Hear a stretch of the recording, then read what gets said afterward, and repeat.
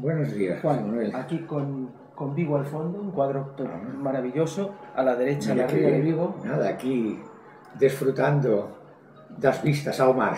de Galicia. Sí, sí. ¿Qué te ha parecido tu contacto en Galicia? Estamos, Hombre, encantado. Lástima que no sea más tiempo. Solamente un día. llegamos ayer, Juan y yo, para presentar su libro Cuidar la Vida, en una conferencia en el Club Faro de Vigo, que fue todo un éxito y que hoy recoge el Faro de Vigo precisamente en una plana entera, en una hoja entera de portadilla de sociedad. ¿Qué vibraciones sentiste ayer en la conferencia? Bueno, pues un público me encontré muy a gusto, ¿no? Se veía un público muy interesado en estos temas y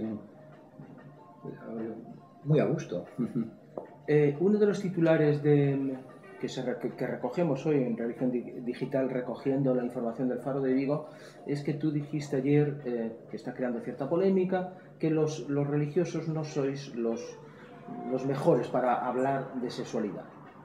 Bueno, esto me parece que no es ninguna novedad y que es una cosa bastante evidente. Que deberíamos reconocerlo, ¿no? Mira, yo después de llevar años encargado en la universidad de la clase de ética, en el campo en que yo enseñaba, ¿no? Pues había tenido siempre la clase de introducción a la ética fundamental, ¿no? La ética particular, concreta, pues de los temas sociales, de justicia, pues también la había. El primer año que me dijeron, como el profesor que lleva la ética sexual, se ha jubilado, te podrías encargar tú este año esta asignatura. Y mi primera reacción fue decir, pues no. No, ¿por qué? Primero, porque yo creo que una asignatura como ética sexual no debería existir.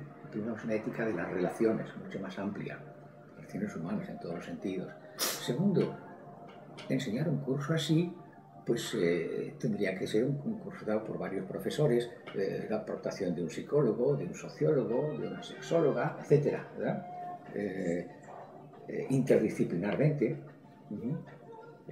No el esquema, y con un enfoque de la ética que no sea el que hablábamos ayer en la conferencia, esas éticas del semáforo en vez de la brújula, ¿no? A ver, yo la percepción que tuve ayer fue que fuiste algo así como un liberador de cargas morales, que la gente sintió alivio después de oír tu explicación de que la moral sexual no se puede basar en el semáforo sino en la brújula, Sí. en la moral del proceso. Sí, pero ya ves, pero a mí esto me desconcierta porque si dices, hablando de esa manera, esto libera, pues si eso resulta liberador o llama la atención o resulta nuevo, pues eso es síntoma de qué mal que estábamos. Porque esto no es nada. O sea, yo creo que lo que estoy diciendo en este libro ni es original, ni es novedoso. Esto no le gusta al editorial porque no se hace propaganda del libro. Es decir, que estoy diciendo algunas cosas que son pues de lo más tradicional del mundo, que las podría decir citando a Santo Tomás o citando a Suárez. La teología moral tradicional católica las tiene y que no se saben. Hay cosas que el que resulten novedosas o el que resulten muy liberadoras, pues es como está ocurriendo ahora con algunos gestos del Papa Francisco, que a todo el mundo le llame la atención, ya, qué maravilloso esta manera de presentarse. Bueno, pues es que esto tenía que ser lo más normal. Esto quiere decir que estábamos acostumbrados a algo bastante anormal. A lo anormal. Es decir, que tendríamos que poner en marcha en la Iglesia, a tu juicio, una especie de campaña liberadora o campaña de explicación de lo que es en realidad la moral sexual. Bueno, es que Jesús lo que hace en el Evangelio es no pongáis a la gente en más cargas que vosotros mismos no podéis llevar, y el que esté agobiado y cargado que venga a mí, que le alivie. Algo así tan elemental. En esa línea elemental de gestos sencillos, ¿crees que se están moviendo los primeros pasos, los primeros gestos del nuevo Papa? Sí, y además yo creo que eso, pero con toda naturalidad, como diciendo, esta manera de actuar pues es la que él mismo ha tenido antes siendo obispo y conocemos en distintas partes del mundo. Vamos, yo no voy a hablar de por aquí, de mi país, pero conocemos a muchos obispos, sacerdotes, actuando y funcionando de esa manera, como lo más natural del mundo. Hoy leía precisamente un comentario de un sacerdote de Latinoamérica que decía: comprendo que en Europa llama mucho la atención, pero aquí la mayoría de los obispos son así. actúan así, con normalidad, con naturalidad. ¿Es en España o mejor en Europa o quizás en España donde estamos acostumbrados a otro tipo de obispos, ¿no? Yo no me voy a meter a criticar lo de aquí, pero vamos, yo estoy en Japón tratando con muchos obispos que me resultan de ese estilo también, ¿verdad? ¿Qué le pedirías? Es decir, es verdad que en este momento se ha desencadenado un clima de ilusión, ¿o no? Sí.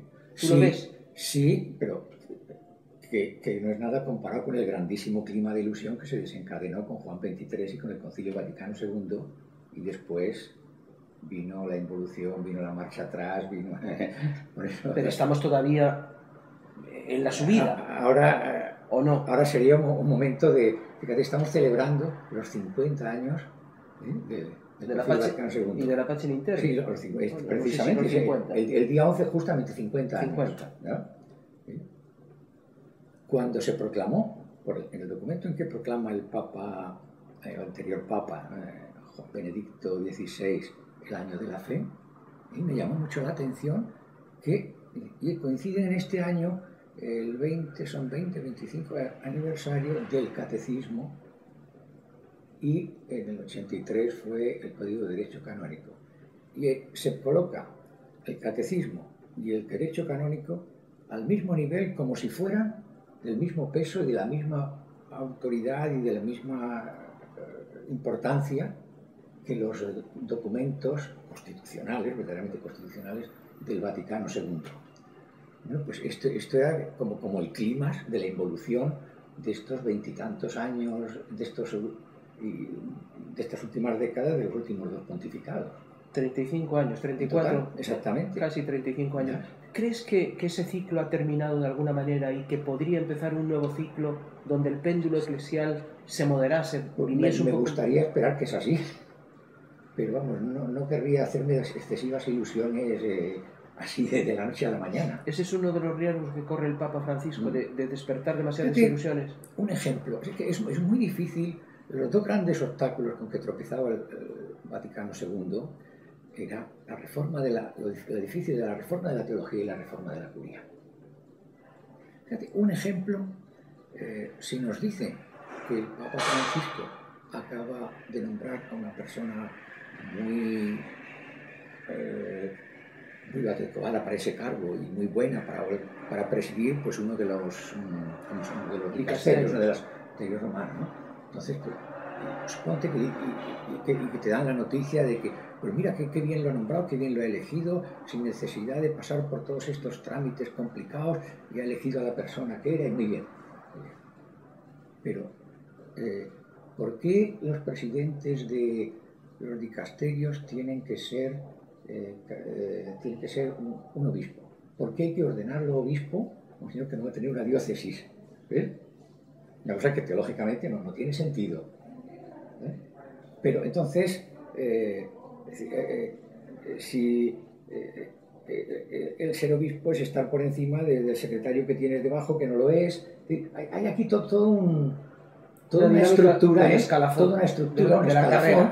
Benedicto XVI, tan a menudo en homilías, en discursos, entonces, lo que ha criticado el carrerismo eclesiástico. Entonces, pero estamos diciendo de palabra, que en la teología otra cosa, estamos diciendo, y mi papá lo dirá, que el hacerte obispo es un servicio, que no es que para tener este puesto tengas que tener un rasgo más, o que te pongan una condecoración más, o que subas en un escalafón, ¿ves? Bueno, ese tipo de reformas son reformas estructurales, son mucho más fuertes y mucho más difíciles que un simple gesto, ¿verdad? ¿Dónde están las resistencias principales con las que se va a encontrar si decide realmente hincarle el diente y pasar de los gestos a las reformas concretas? Las reformas ni las hace ni las hará nunca una persona, por buenísima que sea. Y los obstáculos no son, como si dijéramos, unas poquitas personas. Mira, estos son los malos, ¿no? Cuando ahora criticamos todo el tema, por ejemplo, de la crisis económica, si la causa de la crisis fuesen 2 o 3 personas, es decir, tal empresario o tal presidente de un gobierno, tal, tú dirías, estos son los malos. Pero cuando el mal es el sistema anónimo, y que cómo se le cambia y desde dónde se le cambia, Entonces, eso es lo fuerte que te... Pero es el mismo problema de la crisis que dentro de la Iglesia. Pero conformémonos con pocos pasos. Yo me conformo con algún pasito. Salíamos de un invierno, vamos hacia la primavera, o eso parece. Bueno, no. Eso sí, o sea, aquello que decía Ranner del invierno eclesial, pues ya es un invierno larguito. Sí, realmente yo creo que ahora se respira pues eso, como el que tiene los oídos entaponados por una...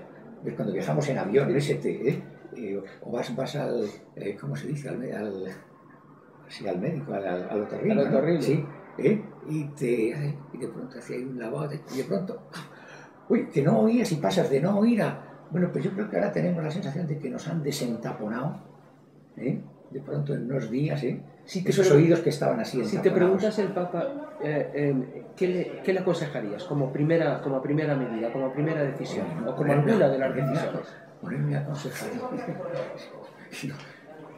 ¿No quieres? Que siga siendo como es. Pero alguna medida que te gustaría especialmente. Mira, Santiago, a mí, después de lo vivido, después de lo hecho... Es que esto es como... Mira, si dices una medida concreta, es como cuando discutíamos, por ejemplo, en las congregaciones religiosas, decir, bueno, que hablamos los religiosos de la pobreza y no la practicamos, que se reúne en la comunidad, o se reúne en la congregación, y empiezan a decir, vamos a ver qué cambiamos en nuestro estilo de vida. Y empieza, bueno, esto no se puede cambiar, esto no... Y luego acabas cambiando el chocolate del loro, ¿no? Bueno, pues tú podrías decirle cosas muy concretas, ¿no? Pues mira, esta manera de elegir a los obispos, que no sea así, o la manera de elegir el Papa, que no sé... Podrías poner ejemplos de estos, ¿no? El tema pues, de la mujer en la Iglesia, ¿no? Pero el peligro es creer que cualquiera de estas cositas, aunque no sea pequeña, aunque sea importante, que va a ser... Es un cambio mucho más radical de estructura de todo. Fíjate, por ejemplo... Tendría que ser un giro. Llevamos un poco más el tono porque ya hay gente en el hotel. Que el giro que dio el Vaticano II, dalo en la práctica. Mira, cuando va a salir el documento sobre la Iglesia, la Lumen Gentium, sabes que comienza diciendo luz de las gentes es Cristo. Aquel documento, originalmente, antes de que se votase el texto definitivo, iba a decir la Iglesia que es luz para el mundo, tiene respuestas para los problemas. Y Montini, que no era el que luego fue Papa Pablo VI, entonces era el cardenal Montini, dijo, hombre, decir que la Iglesia es luz del mundo es demasiado presuntuoso. La luz del mundo es Cristo. Y nosotros pues somos un espejo que trata de reflejarlo, pero ya ven ustedes, pues esto es lo que somos, ¿no? O sea, que lo que pides es un giro. Ahí se hizo un giro de 180 grados, cuando el concilio, en vez de decir la Iglesia, luz del mundo, el mundo está muy mal, y la Iglesia, luz del mundo, tiene la respuesta a los problemas, y en vez de decir eso dijo, Cristo es la luz del mundo. Nosotros aspiramos a reflejarlo, pero ya ven ustedes qué mal lo reflejamos. Entonces, tenemos que convertirnos continuamente y vamos a todos juntos a buscar esta unidad de la humanidad, y nosotros, nuestra misión sería ser signo de esa, como dice ese documento, de esa unidad de la humanidad. Pero mira todos los problemas que tenemos ahora, desde el Banco Vaticano hasta la pederastia, pasando por el carrerismo eclesiástico, pues no somos el espejo que refleje eso, pues lo reconocemos. Fíjate que el Papa Francisco, que a menudo, ya antes del Papa en sus escritos, en lo que habla, en lo que dice, alude a decir, reconocer y pedir perdón. No justificar nada malo de un pasado, sino decir, pues sí, hemos hecho esto mal y esto, y otras cosas que ustedes no las han sabido todavía, pero que las hay, pues sí, se reconocen sin miedo, se cambia, se pide perdón y se está reformando. Eso ya es un paso importantísimo. Esto es un paso ese sí que es de 180 grados. Porque lo malo es que a veces estos pasos, si me perdonan la ironía, se dan con mucho presumiendo de vamos a hacer un cambio de 360 grados, porque te das cuenta que 360 grados es volver a donde estabas. Y entonces, que los que demos sean de 180 grados. ¿Qué te iba a decir? Esta nueva primavera, estos brotes que se anuncian, al menos desde mi punto de vista, y parece que desde el tuyo también, son posibles gracias a que gente como tú y como otros otros muchos durante esto. Sí, bueno, gente como tú, gente como Andrés, que Torres Queiruga, que ayer no pudo estar en la presentación, pero que mandó su presentación por escrito. Es decir, una serie de teólogos y de gente de iglesia que habéis estado ahí, que habéis permanecido, que habéis dado vuestro testimonio, que habéis sido libres en momentos difíciles. Pero no quisiera yo ver esto pues como cuando estás en la exposición en un partido político y dices, estamos en la oposición y ahora por fin subes arriba. Y al poco rato de haber subido arriba haces lo mismo que hacían los anteriores, ¿no? Es decir, todo esto es... si iglesia somos todos, dice el Papa, somos iglesia, pues toda esta reforma, este cambio, estos gestos, esto es de todos, ¿no? Y o lo hacemos entre todos o no. Pero esa dinámica es la que no se ha venido aplicando, porque a ti mucha gente no te considera iglesia y eres un jesuita cabal, maestro de espiritualidad, y dice, no, Juan, no. Y como a ti otros muchos, es decir, os quisieron echar. Bueno, pero eso también, y además es que claro, estamos aquí en nuestro país, en mi país, ¿no? En el que yo paso menos tiempo de mi vida que en otros, ¿no? Pero en fin, hay un fenómeno un poco especial que es esa tradición inquisitorial, eso de los dos extremismos, esa agresividad, esa incapacidad, que en España no ha habido transición, o sea, la transición cultural, ¿no? De cambiar de una cultura de la agresividad, de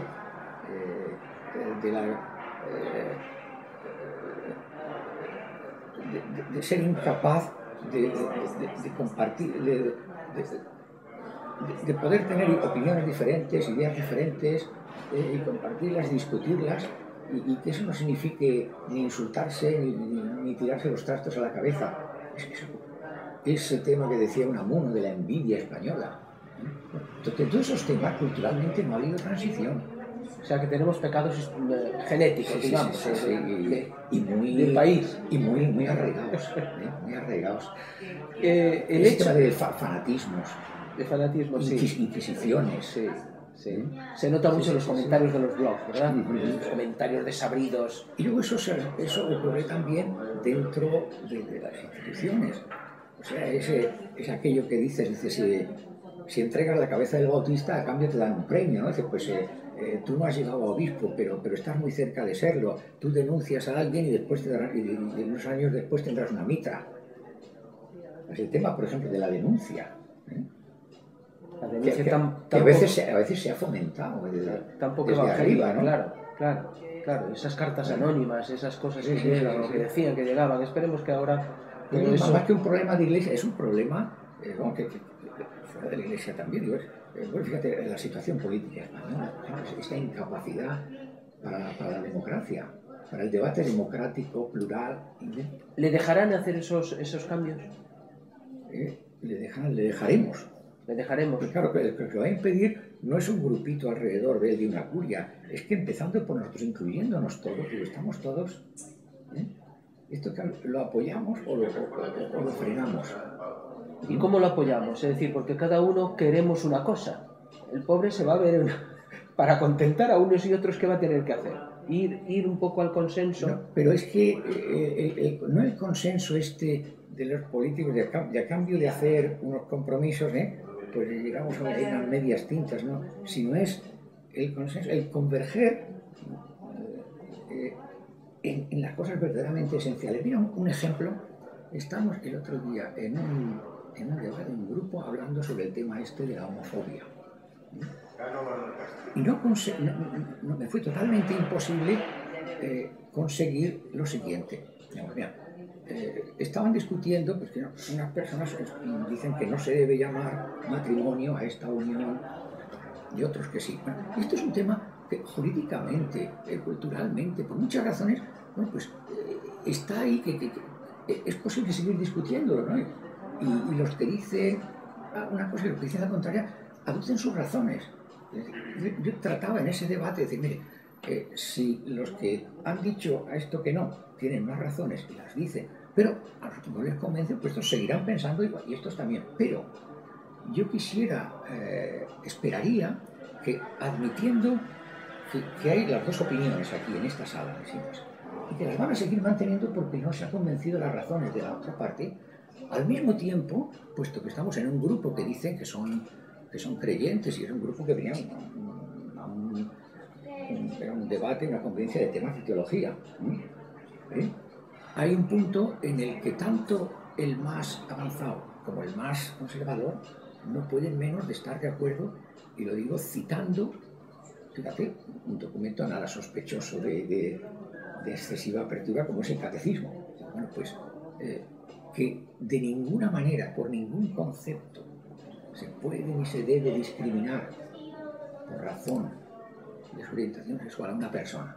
O sea, en esto no es debatible, o sea, en esto se supone que el grupo que está ahorita no está de acuerdo. Pues con la tranquilidad de estar de acuerdo en eso tan fundamental, pues ahora seguimos, hemos estado hablando sobre esta otra cuestión de si se iba a llamar matrimonio, y resulta que las razones que dicen esta parte y esta otra, pues no acaban. Bueno, pues sigan hablándolo más y salimos de esta sala, y el que las razones de este grupo no hayan convencido al otro no significa que se hayan peleado, que tengan que discriminarse mutuamente, que no puedan al salir de aquí tomarse juntos la cerveza y seguir hablando. Buscar la dinámica de Juan 23, la dinámica de Juan 23, buscar más lo que nos une que lo que nos separa. Claro.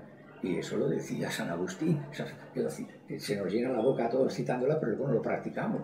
Y decía, en las cosas esenciales, unidad, en lo otro, libertad, y en todo, y añadía por dice, caridad. En todo, caridad.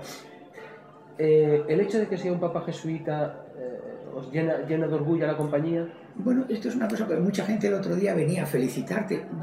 Yo creo que eso no, porque eso sería tomarlo como, pues mira, ahora han hecho de los nuestros, pues si hubiera sido un papa del Opus Dei nos teníamos que entonces que enfadar nosotros. Eso sería estar funcionando con las etiquetas. O sea, si yo me alegro de que sea un papa jesuita y al día siguiente, o sea, unos años después, me entristezco de que sea un papa del Opus Dei, pues quiere decir que yo no he cambiado nada. Que ese cambio de que estábamos hablando yo no lo he hecho. O sea, que el cambio va a sumar.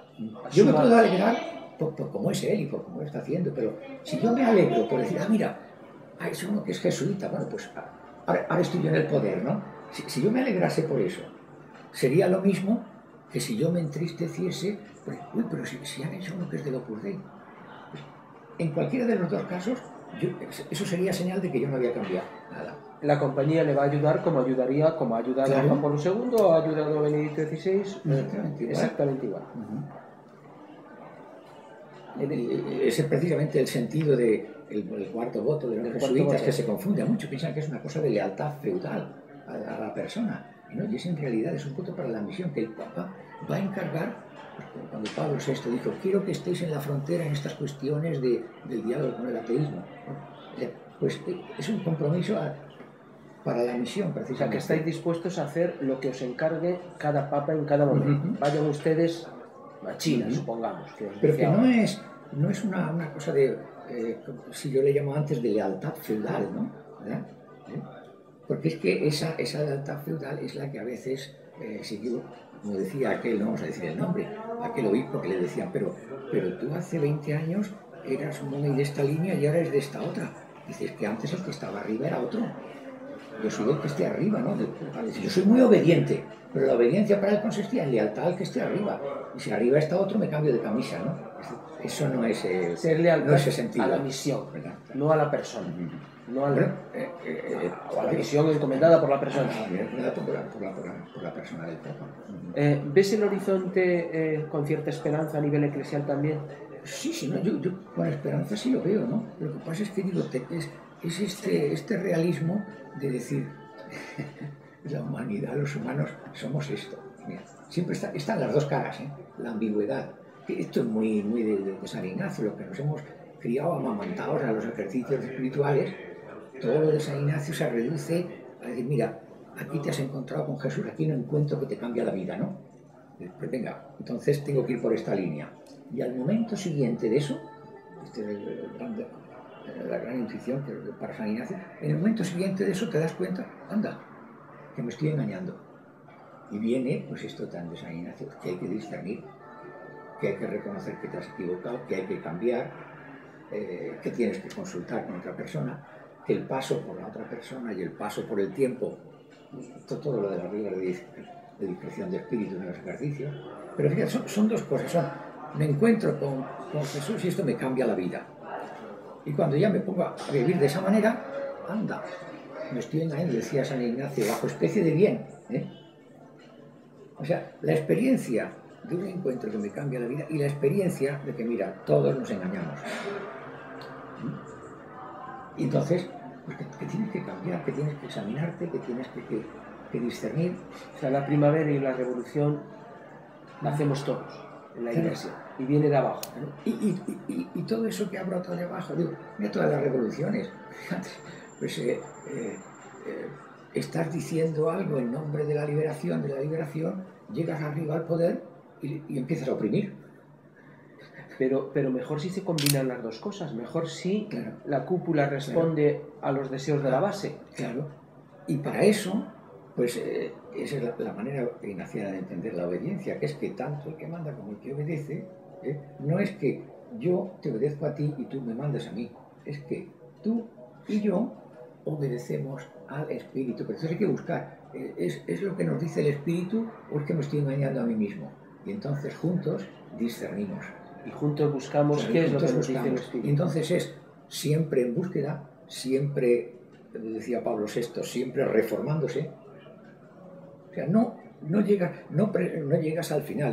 Esto es de una manera mucho más pedante y mucho más sofisticada, lo que estamos dando clase de filosofía, hablando de hermenéutica, pues decimos siempre aquello que ha repetido tanto el filósofo Paul Ricoeur y que viene en realidad de Platón, que dice el auténtico filósofo, y aquí lo aplicaríamos a la espiritualidad, la auténtica espiritualidad, nunca presume de haber llegado a la cumbre, pero no renuncia a seguir subiendo. La renuncia a seguir subiendo es pues lo posmoderno del fragmento, ¿no? Y desistes. Pero lo otro es lo hegeliano, estoy en la cumbre, tengo la verdad y ya he llegado. Y entonces desde ahí aplasto a la gente.